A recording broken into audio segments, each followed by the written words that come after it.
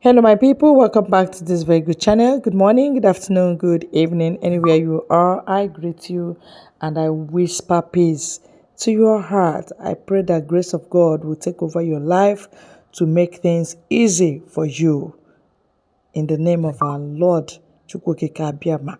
Ise, Ise, Ise. Okay, now this is official from Biafra Defense Force. The Minister of Defense is updating Biafrans. I know it will interest you.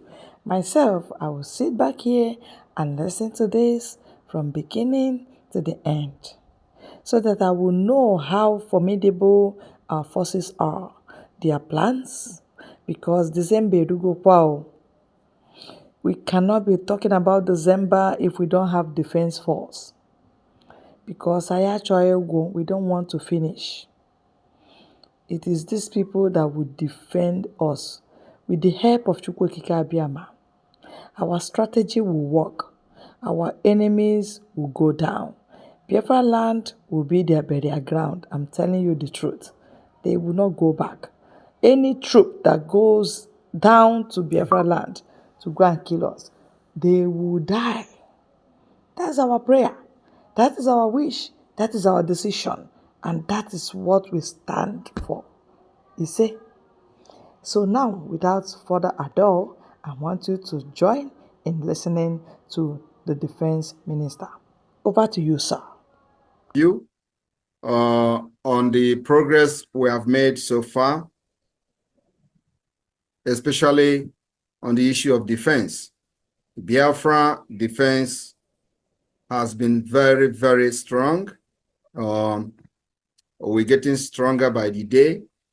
The Biafra Liberation Army and the Biafra resistance fighters has done tremendously very well. And I will invite the Minister of Defense to also have his 2-minute briefing the cabinet. Thank you.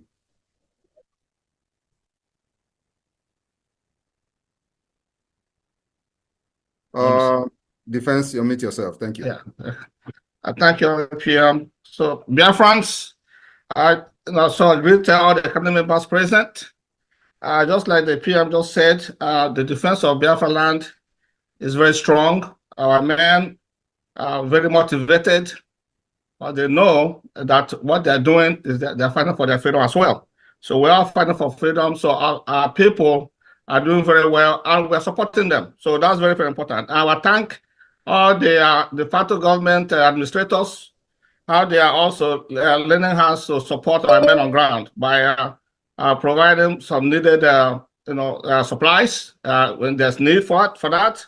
So that's why I don't want to go really deep into it. Because we're making very our men, like our Dragon Fighter Marines and our Black Marines, in the peninsula, they're doing very well. We have some incidents, but we're still controlling the Abana. This regional headquarters in Abana, we're still controlling it partially, but we're fighting there. We're defending the area as well. And also on all departments, all the command fronts and the Biafra land, in the mainland, we're doing very well. No, we have some challenges in Imo State, of course, but it's nothing that we cannot handle. So our men, our gallant men are doing everything and they're winning. So we are winning. Biafrans are winning. So just to keep it there, all we need is support, more financial support, for the material that they need. So but with all we have so far, we're doing very well and managing all the resources that we have. Thank you, PM. Let's leave it there. Thank you very much, Defense Minister, for that update. And of course, we have had a development, a few days ago with our alliance with the Ambazonia leader, the president of Ambazonia Governing Council, Dr. Cho Ayaba, which the news came that he was arrested in Norway. And of course, on that regard, we have been able to establish contact with the Ambazonia, Governing Council to know exactly what is happening and what is going on. And of course, at this point, the information is still very limited, information we are getting, but it is one of the things that everybody should understand that it is normal in a struggle like this. You have ups and downs, and you stay very resilient and continue to push. And at the end of the day, the end will justify the means. So I will invite the Director General of the Foreign Affairs Department or Ministry of the Biafra Republic Government in Exile and the Homeland, Professor Joy Irobi, to give us a brief of what we have gathered so far between the Ambazonians Alliance. Professor Joy Irobi, over to you. You have 2 minutes. Thank you. Okay. Good evening, dear friends. So to go straight, so I had a meeting with the Ambazonia team, and it was not, well, they were a little bit unsure, and of course, it's very understandable. A lot of things are ongoing, but it's kind of kept quiet. So what is important is that they wanted us Biafrans to speak strongly and condemn what is ongoing. And that's what we're also doing, using the social media to really speak strongly against what is ongoing, and also basically looking at the relationship between the Cameroon BIA with Switzerland and the tight relationship between Switzerland and Norway. It's all political pressure. So basically, everything is under control. So we are very close and at standby, waiting for the Ambazonia team to give us some update on what they want us to do. But it's very good that the whole of Biafrans are basically standing strong and really condemning what is ongoing. So it's I believe that this is an opportunity for Dr. Cho to actually showcase why it's very important for Ambazonians to be free. So it might look very terrible or very difficult, but without this challenge, we're not going to be free. So we see it actually as a positive thing, and this is going to end well. I want to stop here now. Thank you, PM. Thank you very much, the Director of Foreign Affairs, the Biafra Republic Government in Exile, Professor Irobi. And of course, on the update from the last court appearance of the leader of indigenous people of Biafra, Nnamdi Kanu, we expected that what transpired in the last court should have happened a long time ago, for the judge to step down because she can't convict Nnamdi Kanu. And of course, with what we actually foresaw, we encouraged the leader of indigenous people of Biafra to make sure that he was not tried in the last court. And that actually what happened. So if you have listened to many analyses, they have said that he was kind of making a lot of he took the show by himself in the court and didn't allow the lawyers to continue, because it is not proper that you can't try a crime on top of a crime. So he actually took advantage of that, and that led to the judge from resigning from the case, which is what she should have done a very, very long time ago. And so we are expecting that there's going to be a change in this whole process. But remember that we are not expecting him to get justice in Nigeria court. That is impossible. And that's what we have been stressing from the one. Nnamdi Kanu can never get justice. You don't expect a government, there's a terrorist government that went as far as going to another country to kidnap somebody and to come and give that person a justice. It's not possible. So every reasonable person should know this. And I'm very, very happy that Nnamdi Kanu understands this very well, and the message gets to him very, very well. Today, we are also getting information that the terrorist DSS did not allow the lawyers to visit him. It is also not a surprise to us. But one thing I would like to say here today to the lawyers who are still seeing him is that, you know, whenever I come to shout and cry like this, remember that there is something behind it. The problem Mazi Nnamdi Kanu have today is the ex-wife. She went to visit him, not because she want to do something. She want to know how he is doing. She want to know how healthy he is. She want to know everything surrounding him, how things are moving and how things are going. And she was very, very shocked that Mazi Nnamdi Kanu was sound, health, and healthy. So what did she do? She needed to come out and start causing confusion in order to escalate when Mazi Nnamdi Kanu is already getting himself somehow. He wants to cause more confusion. So the more they limit, although she's not going to go there again for a very long time, but the more they limit anything, communication or contact with the woman, the better for Mazi Nnamdi Kanu case. She was directly involved in sabotaging Mazi Nnamdi Kanu in Kenya. And a lot of people do not know what happened. There are a lot of information some of us have that many people who are shouting out there on social media do not have. And I am happy that his in-law, Master Prophet, is making some kind of revelation, which a lot of people are taking as a joke because of the kind of person he is. So a lot of people don't take what he's saying very seriously. But there are some things that he's saying that I personally know. And one of them is that Mazi Nnamdi Kanu relocated to Kenya. He has made this thing public, and nobody is actually interested in digging deeper. The reason he said Mazi Nnamdi relocated, he did not say he went to Kenya, he relocated to Kenya. And I am not surprised. He was also making comment that say anybody, any woman that is hitting the husband. Have you people listened to the latest video of Master Prophet? You know, he is the person he is. He's not, you are not supposed to take everything he says very seriously, but there are some certain things that he's saying that some of us, somebody like me, I know very well that it is the truth.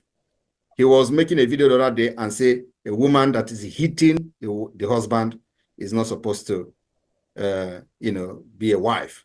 A woman that is chasing the husband out of the house is not supposed to be a woman. A woman that is holding the man in the shed is not so. So all these things, what he was saying is actually what this woman did to Mazi Nnamdi Kanu in their house.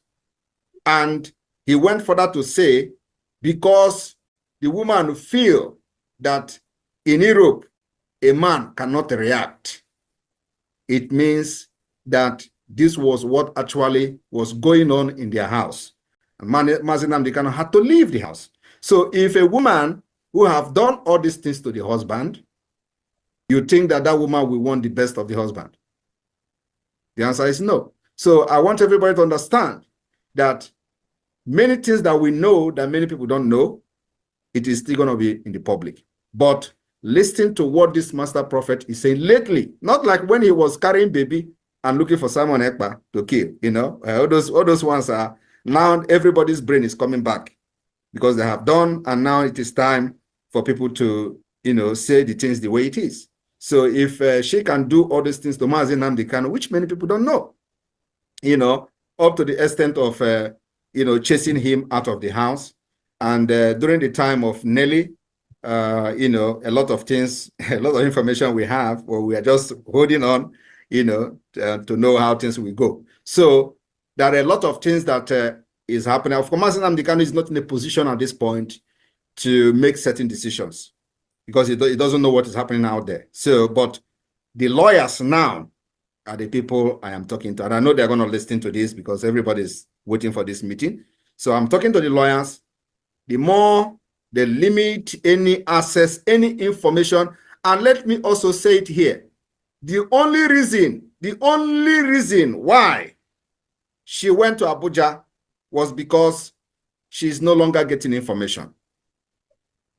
Information is not coming from Ejimako. Information is not coming from the Maxwell. Information is not coming from the other Ejiofor, the other lawyer. So she was not getting information anymore, just like the criminals in the DOS. They're not getting information anymore. So she needed to go to see things herself, to know the condition of Mazi Nnamdi Kanu. And when she went there, she saw of which Mazi Nnamdi Kanu cautioned her, warned her very well that if you attack Simon Ekpa, you'll be divorced. Openly. She came back and she ran mad. So what is happening now is that we don't need to, give credence to whatever that is happening. Biafra is not a family property. Anybody who is very competent and capable can fight for Biafra. And that is what all of you who have gathered, sacrificed everything, your money, your time, your profession, and your everything you have, including your security, you put it into the struggle to see the kind of progress we have made today. Do not allow anybody to make you believe that the struggle for Biafra belongs to certain people. No. What we are doing today is we are giving our service, our promise. The promise I made to Mazi Nnamdi Kanu is that I'm not going to betray him. And as long as he have not betrayed Biafra, I will stand by him and for him till the end. That is my promise, and that promise is not just to him, but it is between me and God. So every one of you who have supported this movement up to this point, that we are now globally, that we are now in the US Congress, that we are now in Washington, D.C., we are now in the discussion of the American policy makers, what has never happened in the history of Biafra, including during the war. I want every one of you to understand that the progress we have made so far, we have not made, Biafra in the history have not made this progress, even during the Biafra war. So put that at the back of your mind. We are breaking the doors and the jinx that has held Biafra back for many decades. I remember all of you when I said that it is a step-by-step process. I told you that the time is coming when we are going to now focus on the diplomatic fight of Biafra liberation. That's where we are today. We have set every institution of the government. We have made sure that all mechanisms that we are supposed to have before we start going to the people to knock at the door of the people that will make Biafra to come and recognize Biafra, we have to put those mechanisms and everything in place. We have done that. We have achieved that. And so, which is the reason everybody is listening to us. When you want to go and they have to ask you, where is your map? What have you done? We have even gone as far as conducting self-referendum. The self-referendum have recorded sources. It is not only that, we've been able to hold Nigeria in a very, very tight corner. For the past 3 years, the Biafra people have given vote of no confidence by every Monday sit at home to every representative of Nigeria in Biafra land. So we have been able to delegitimize Nigeria using multidimensional approach. So what I'm trying to say here is that do not let anybody to bring you back to the age of the stone, thinking that Biafra struggle is for a family or for a certain people. No, it is not. We are only here to make sure that the promise we made to our fellow human being and our leader, Mazi Nnamdi Kanu, that we did not break that promise. And we continue to stand on this promise till he comes out. And if he did not back down on Biafra, we will continue to stand on the promise. But the good news is that, like I said, he is going to be released in a very historic way. I want you to listen to what he said in the last court. He said the persecution of Ndibo will end with him because he knows what is going on. He knows that the end has come. He knows that we are going to be the end of this whole thing. He knows that by the time we finish with Nigeria, we are going to hand over freedom to our new generation. And that is where the whole persecution of Ndibo ends. So if you understand that word very well, when I told you I am going to take word, I take word inside the heart of Mazi Nnamdi Kanu, that thing he said in court actually have, vindicated me, because it is in line with our thought. It is in line with everything we have said in this process of liberation. And of course, those who have been the criminals killing our people, he talked to them as well. You remember when our people were carried, when they push our commanders, in hillocks, and they will drive them across Biafra land. They have killed this one, they have killed baby, this, they have killed that. You remember how they have killed our people. So he was talking to the criminals who were making kidnappings and killing our people. You know that there is the one they call Madubugo, who was the commander of ESN. That one is gallivanting in Abuja. He lives in government house. So that one was part of the kidnapping ring of Ifanye Jofo. He was into kidnapping. He kidnapped the the former commissioner of utility in Anambra State. This information is public. I called the man's name. It is on social. It is on media. Nigerian News reported it. They swore oath with this man, and they were collecting 30 million. I have called on this man to come out and deny what I'm saying. If it is a lie. They swore oath. They kidnapped this man, give him oath in the bush, and release him after collecting ransom. This Madubugu. And today, with my exposition, maybe the man may have gotten his freedom of paying them 10 million every time. When Mazen Nnamdi was kidnapped newly in 2021, this man was the one sponsoring them sponsoring the Ejiofor going to court in Abuja, just for formality. Every time that is court, this man will give them 10 million. And he gives this 10 million to Madubugo. Madubugo will take cash and go to Abuja and give Ejiofor 3 million. I have every information. So now, this man, I have challenged Soludo. Your commissioner was kidnapped. Can he come to tell Biafrans or Nigerians who believe in Nigeria, who kidnapped him, who gave him oath? I already told him that oath they gave you will never do anything to you. And of course, which I believe he have realized by now, because I don't believe he's still paying them after the exposition. So now, Mazen Nnamdi Kanu was talking to people kidnapping people in Biafra land. He's talking to them. Today, ask yourself, why is that Madubugo, who was this ESN commander, is no longer going to the court to kiss Mazen Nnamdi Kanu? That is the question that everybody should be asking. They were the one who goes to the court to kiss Mazen Nnamdi Kanu. Why is he no longer going to the court? He was talking to those criminals. But you know what they do? They say, oh, he was talking to Samanakpa. What's Samanakpa? Is Samanakpa a kidnapper? I am fighting Nigeria government, Nigeria terrorist government, fighting the army who comes to kill our people, who killed the IPOB even when I was not in Biafra struggle. These are the people that our guns are against. And they know that very well. But because they have collected money thinking that will stop me, and they have not stopped me for the past 3 years. And here we are, surging ahead into the declaration of the independent state of Biafra, the redeclaration and restoration of independent state of that Biafra, and all of them are running mad. So my people in the cabinet, I want every one of you to just beat your chest, shake yourself, clap for yourself, because you have done something nobody else have done in Biafra struggle. You have made a history that nobody else has made.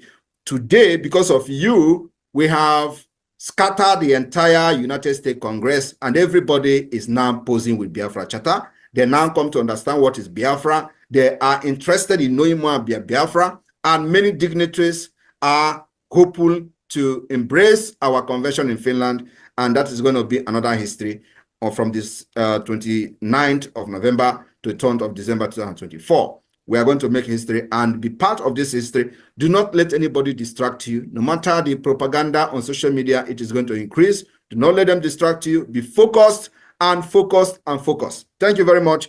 And what we are doing today is to, make the government more stronger. Like the COS say, consolidate. I think I like that word, consolidate what we have. Is a very important one. We don't need to expanding our tent is a very good one, but we will focus more on consolidating what we have already.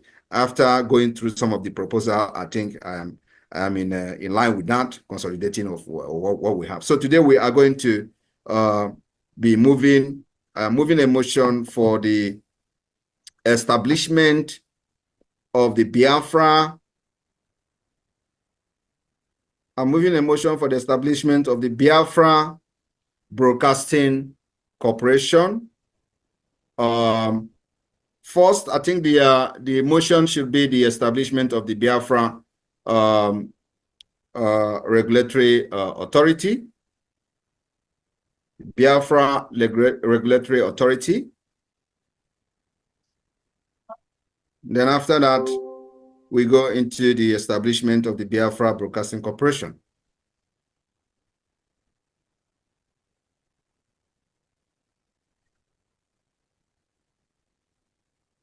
So I'm the European rep. We are going to go into voting for the establishment of the Biafra Regulatory Authority, Act 0 number 9, 2024, the act to establish the Biafra Regulatory Authority. This authority will be responsible for issuance of license to every business operating in Biafra land. Yeah, PM is Biafra Communication Regulatory Authority. Biafra Communication Regulatory Authority. All right. Yes, thank you sir. very much for that correction. You're welcome. But here it is Biafra Broadcasting Corporation, Which is under the Biafra Communication Regulatory. Yeah. Okay. All right. So the link to vote will be posted to the government platform. Every one of you should go there, sign in, register your vote, and let's keep it rolling. Thank you. And approval of the Biafra National Regulatory Agency, Article 09, 2024. Another voting link. Okay. For every cabinet member, the approval of every cabinet member to be adopt a title of honorable from today. Honorable member.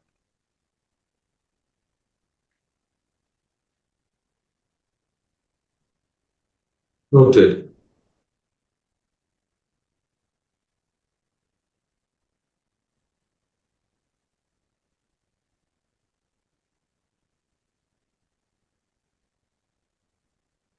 I'm a European rep. Can you open the sheet and let's see the voting live, and can share the screen as if possible. Let them give you the co-host so you can share the screen, please, on the live voting.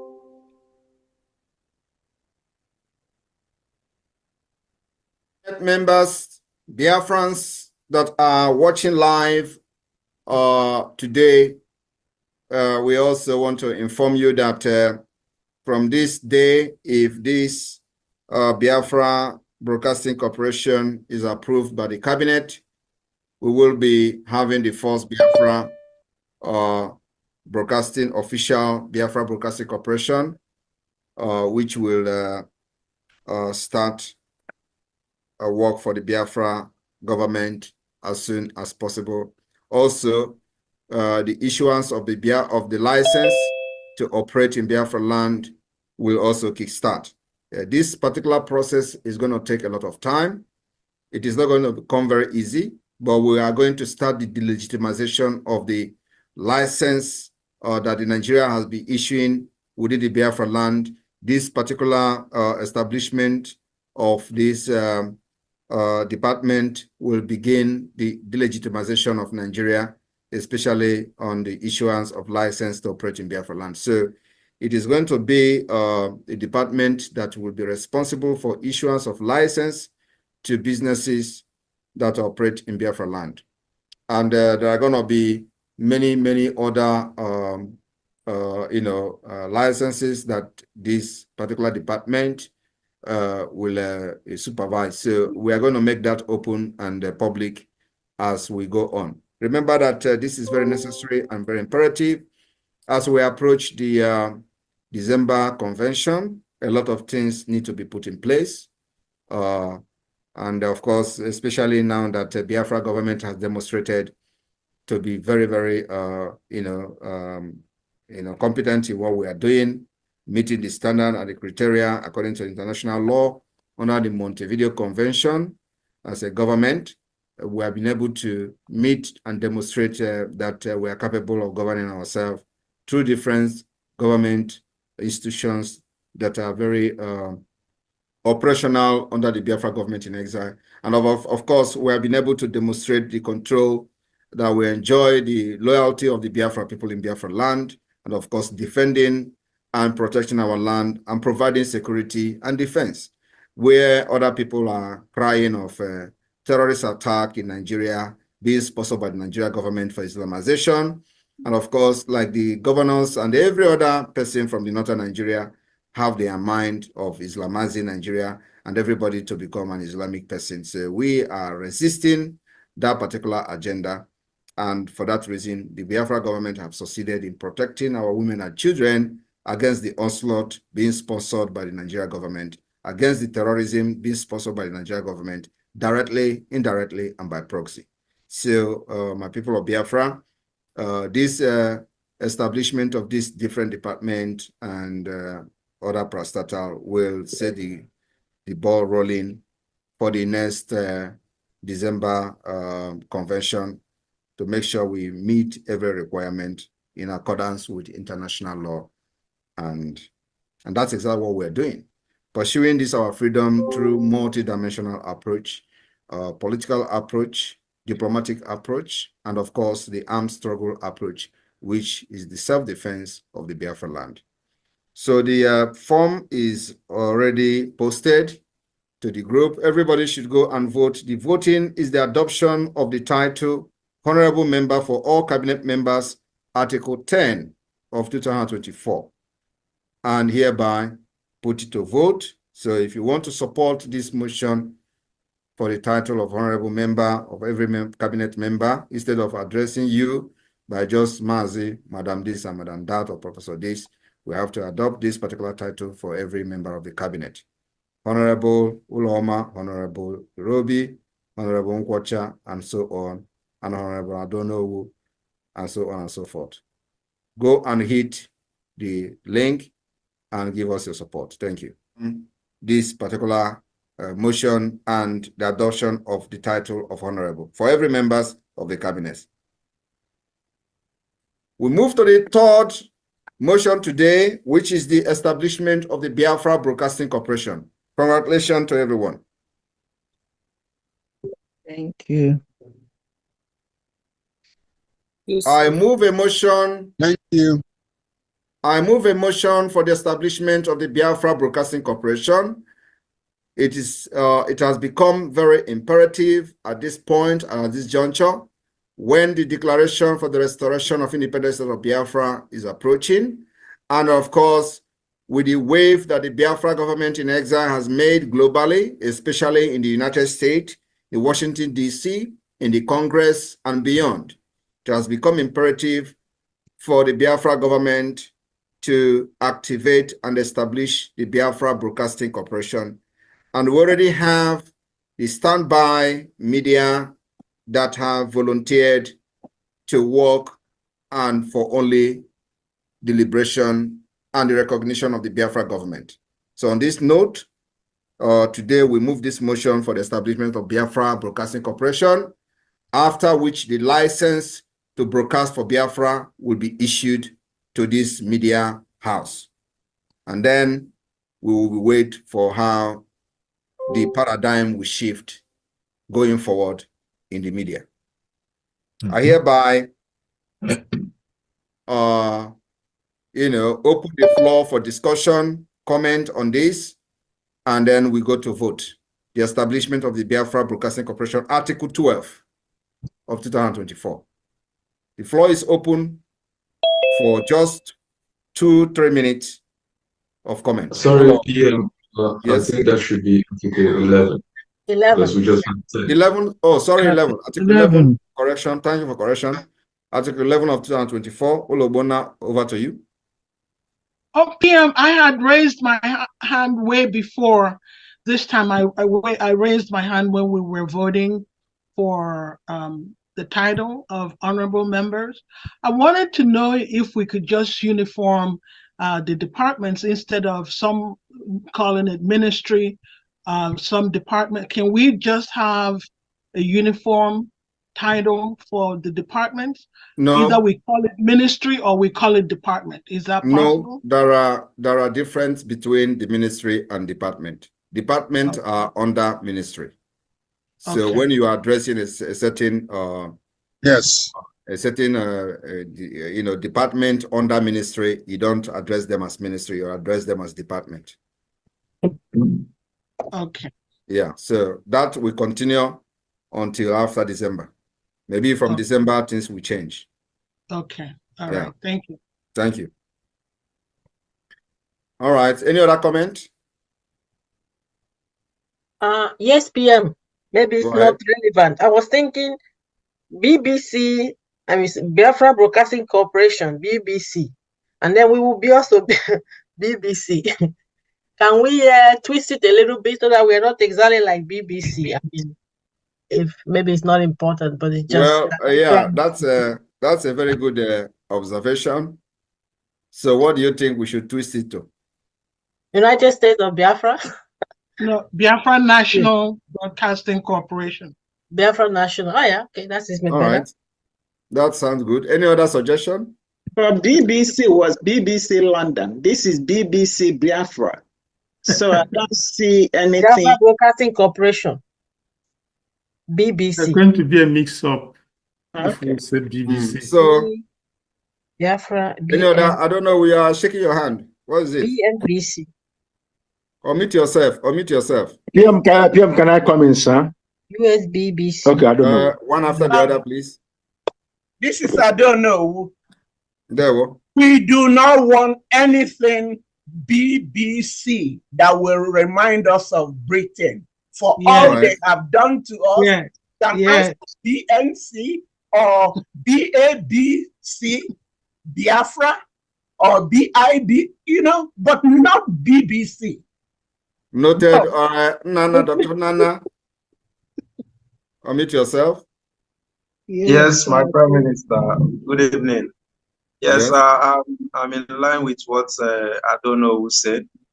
Let us adopt the name Biafra National Broadcasting Corporation so that we have a clear difference from the BBC. All right. Thank you very much, Dr. Lewane. We can also, sorry. Please, nobody should talk when you are not asked to talk. Ugochi, go ahead. My suggestion is, I don't know, it doesn't matter if the name is long. What of United States of Biafra Broadcasting Corporation? National Broadcasting. United States of Biafra Broadcasting Corporation. National United States. Let's just use our full name. United States of Biafra. Then add whatever we need to add. Broadcasting. National Biafra. All right, thank you. NBB. Your suggestion is noted. National Biafra. James, omit yourself. Good evening, PM, sir. Good evening. BBC, for me, BBC should stand. At least that should be a conversation. When people go to Google or anywhere to Google, they'll find out that there's BBC Biafra and the BBC London or whatever they call themselves. So whatever threat Britain have given to us shouldn't be a yardstick for us to cover out.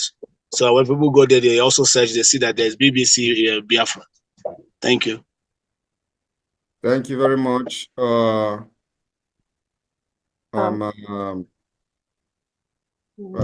Ngozi, unmute yourself. Thank you, my PM. I think I support the Biafra National Corporation. Yes, that's what I have. To do anything with BBC, connecting with BNBC. Thank you very much. Thank you very much. All right. Asai. Asai. Asai, unmute. Osai, unmute, and COS, can you take it up from here, please? Ask yes. If Voice of Biafra will be nice. What do you think, sir? Thank you. Benjamin. Yeah. Is Voice of Biafra Honorable Chief of Staff, can you hear me, ma'am? Yes, I can hear you. Yeah, I was suggesting if Voice of Biafra will be okay, or... Oh, we heard you. We got it. We got it. Thank you. Next person. Okay. Benjamin, go ahead. Honorable PM, members of the cabinet, PNBC is beautiful. All right, thank you. Benny, go ahead. Whatever question other names come into the picture. Looking at the Fulani question again. Yes. It's like it is a warrior tribe. Yes. A tribe always on the mission of conquest. Yes. It's not just the Nigerian problem as we talk. No. There's also the Fulani problem in Mali. In Mali. It's raising its head in Burkina Faso. Burkina Faso. In Cameroon. In Cameroon. There's this conflict. In Senegal. Have we really sat down? In Central African Republic. Have we sat down to say, let's work out a comprehensive framework to solve the Fulani problem beyond the issues of emotion? Yes, I know. Well, you're right. And I will also agree with you that we should look at them beyond emotion. The Fulani as a people may have come from the union between the Berbers and some remnants of down south of the Sudan, that area and so on, intermarriages and so on and so forth.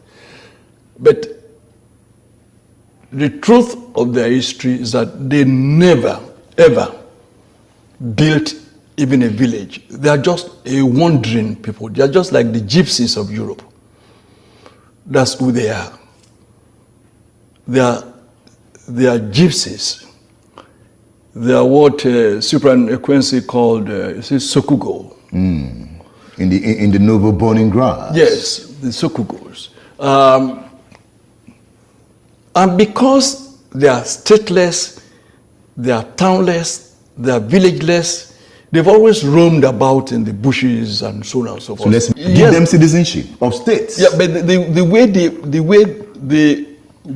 the way they emerged, in fact, giving them a state is anathema to what they consider to be their culture.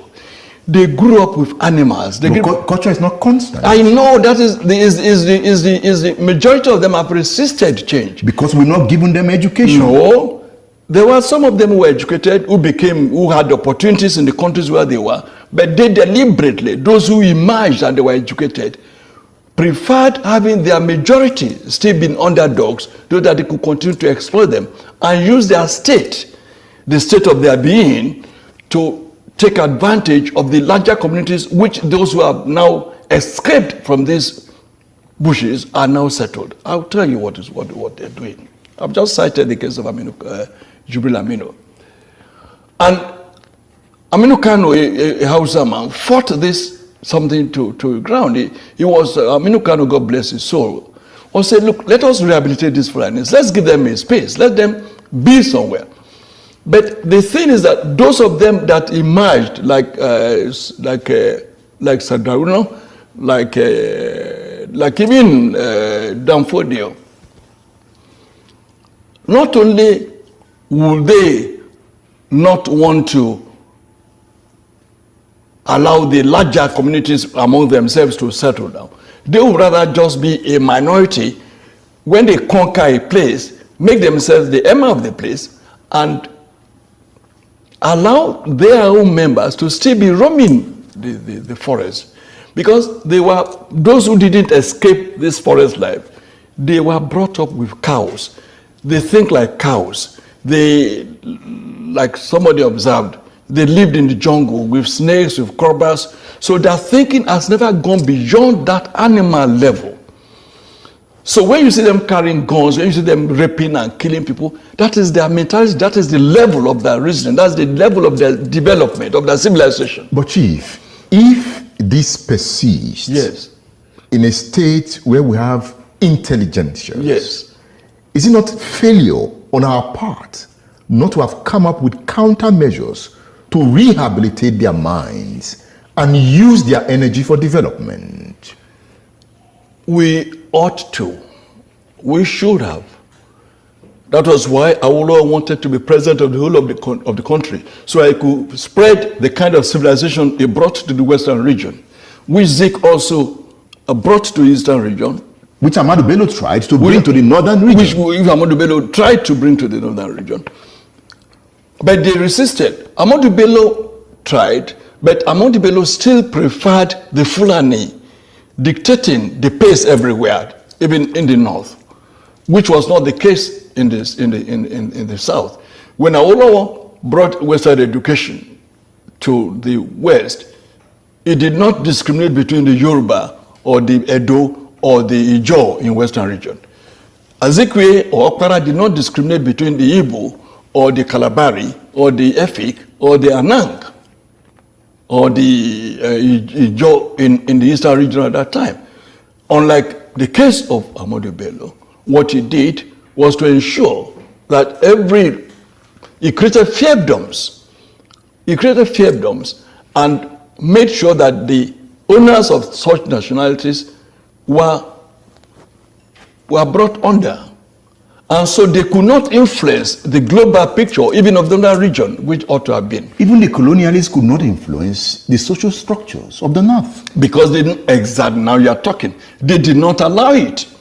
Or the colonialists allowed it. No, because to their own advantage. Because the colonialists realized that they could not take an Igbo man for granted. They could not take a Yoruba for granted. They could not take an Ijaw.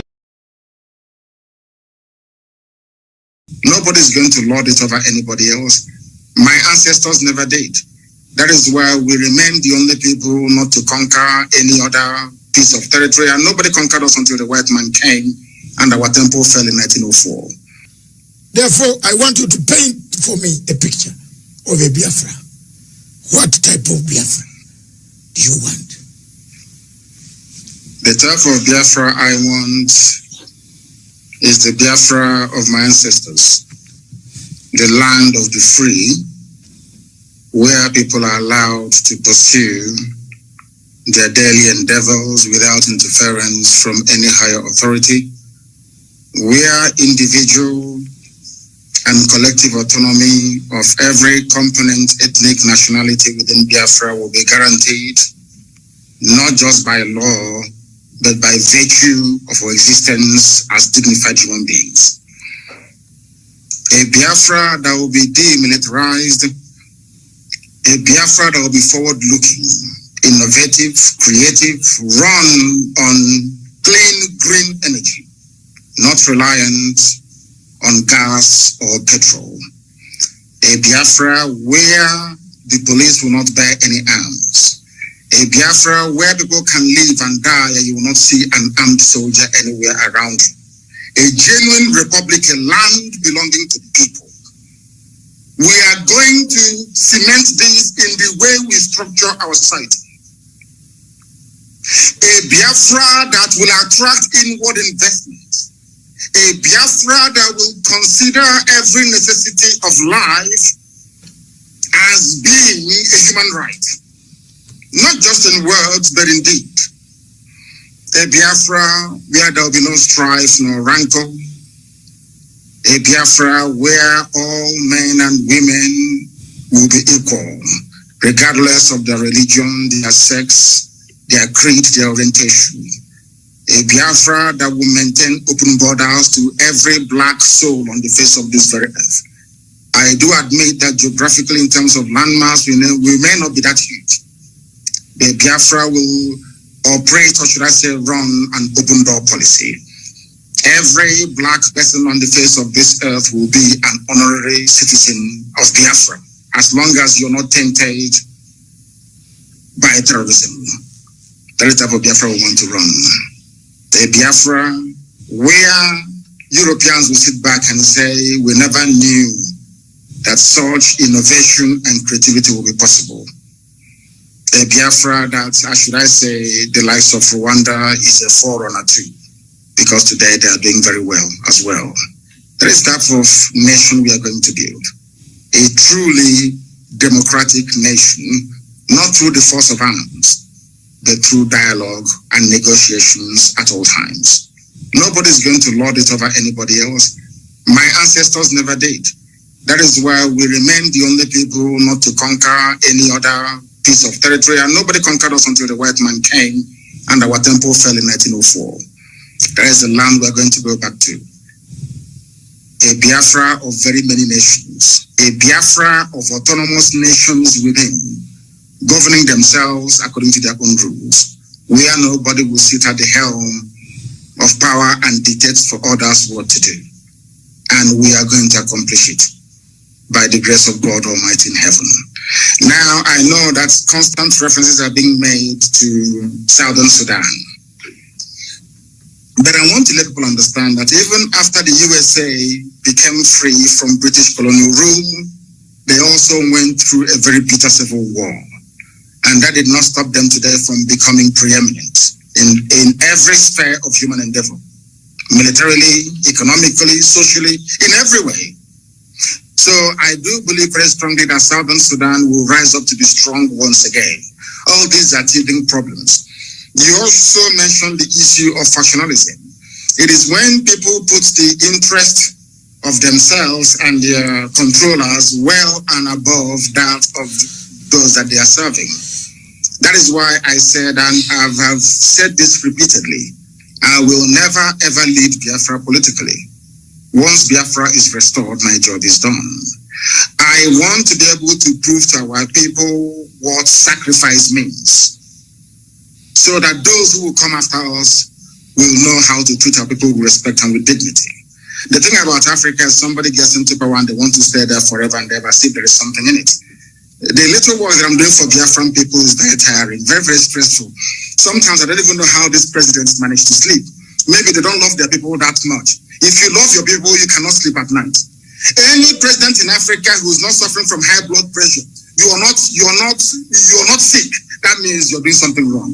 You're not doing what you're supposed to do. If you're concerned about your people, then I expect you to be very ill at all times. So that is the type of Biafra that we need. That's the type of Biafra that we're going to have. A type of Biafra where the wealth, well-being of Sub-Saharan Africa flows from. And I can assure you we are going to deliver it. We will deliver it.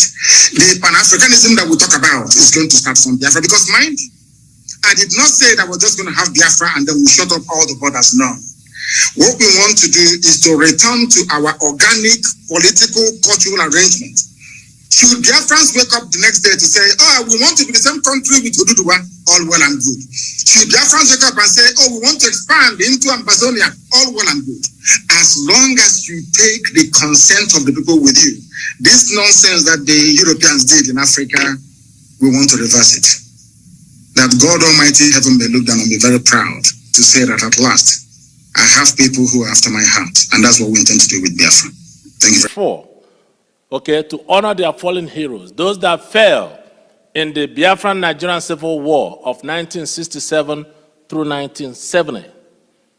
So they gathered, this is a high school. They were not on the street protesting. No. They were not in front of the House of Assembly with placard protesting. No. They were not marching or causing insurrection anywhere. No. They were in a particular place. You have to go through a gate to come into the school premises. That's where they gathered. And that's where the combined forces of Nigerian Army, Air Force, Navy, DSS came in there, took a combat position on the ground, and opened a live ammunition. And at the end of the day, they murdered over 150 young men and women. 150 young men and women. And this was reported by Amnesty International. It was all over the globe. And to make matters worse, they took their body and dumped them in a mass grave where they poured acid on these children so they become irrecognizable. So how could somebody tell me or convince anybody that this is a viable nation that would work for everyone? These are the atrocities that led to the debut of the person of Mazi Nnamdi Kanu that you hear today. And this young man requested for things to get better, build schools, build roads and bridges, build hospitals, so that our women will have a place they can go and receive a proper medical attention. build recreational centers, build factories. So as young men and women are graduating from school, they have a place where they can be gainfully employed. They don't want to do any of this. But this country will spend money from the oil revenue to import terrorists from all over the world. Right now, there are more than 5 terrorist groups that operate in the country today. Ansaru is in Nigeria. El-Shabaab is in Nigeria. Mieti Allah operates in Nigeria. Fulani bandits operate in Nigeria. Fulani herders that had been named the 4th deadliest terrorist group in the world by the Global Terrorist Watch of West Africa. These terrorist groups operate in Nigeria. And the government of Nigeria provides an enabling environment for them to thrive, for them to do their bidding. They provide them with logistics, money, arms, and then they send them to the eastern region of Nigeria to kill my people and to destabilize the region. That is their goal. And that's exactly what they're doing now. These are the things that brought out Mazi Nnamdi Kanu. If the country was working, you may not know who Mazi Nnamdi Kanu is. It wasn't working. And it's never going to work. Not the way the country is presently constituted. When he was out, people say you're calling for war, you want to war, you're causing problem. You know, he said, no. I'm not causing problem. I'm just asking our government, the government to do the right thing by the people. So I'm going to stop here, and you can hear his goals and aspiration. You're not talking about a federation when you say a confederation. You're not talking about a federation as part of Nigeria. You're talking about total independence. Absolute independence. Complete independence. Now, is there anything that can happen that will make you change your mind about this particular direction? No. So it is either Biafra or nothing else? Or death, yes. Or death? That's correct. If push comes to shove, yes.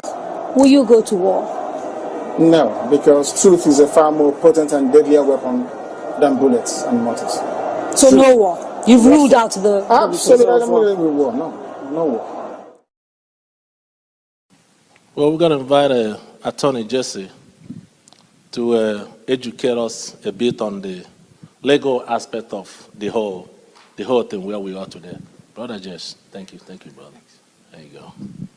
So, I'm a construction lawyer, and the only time I ever get called on to engage any sort of criminal law is if a client's son or daughter gets in trouble in college. But even the ignoramus construction lawyer knows when something's wrong from a criminal standpoint, and there are just so many wrongs involved with these timelines, and I want you to keep in mind two things that are fundamental, not just here in the US, but worldwide for the most part, according to the UN. One is the right to confer with your counsel, or to at least have contact on a consistent basis with your counsel, even if you're in jail, to have that right and have that privilege. Otherwise, how do you prepare a defense? The second is the concept of a right to a speedy trial, meaning you're not to sit and languish, let alone in solitary confinement, when you are awaiting trial or awaiting the process to deliver whether or not you are guilty or innocent. So that's what sticks out most to me when I look at this timeline, and it's truly remarkable.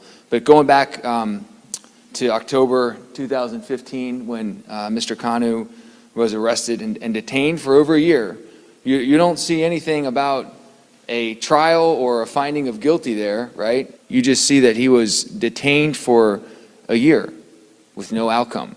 Well, I guess he made bail in April of 2017 and was released, only to be have his home invaded, as Ben said, in a government failed assassination attempt. So then the process was to kidnap him and torture him for 8 days, and then hand him over to the Nigerian government. So here we are, some sort of accusations starting in October of 15, and then we're in June of 2021, 6 years later. Yes, we are all good. We are all good. All right, I have to then welcome Biafrans who are watching now, waiting eagerly for this. So I'm still seeing. All right, thank you very much, Biafra. All right, Biafrans, I know by now you will be hitting your chest and say, God will help this man to protect us. Yes, we need protection. Because Fulani already, they hated us. And ha ga-achọ ihe ọbụla ha ga-eme ka anyị gwụsịa. Mana Chukwu anyị nkwe ka anyị gwụsịa. Kama anyị ga-agwụsị, ha gwụsịa, they will die. They will die. Because ha na-fight for what is not their own, their thieves. These people are criminals coming to our land to fight us in the name of fake one Nigeria. It is a scam, and we must call it a scam. All right? And we must run away from it. We cannot buy that idea. That status quo would not stand. No. No. Freedom is key, and freedom we must get. That is it. Thank you once again for your time on this very good channel. God bless you all.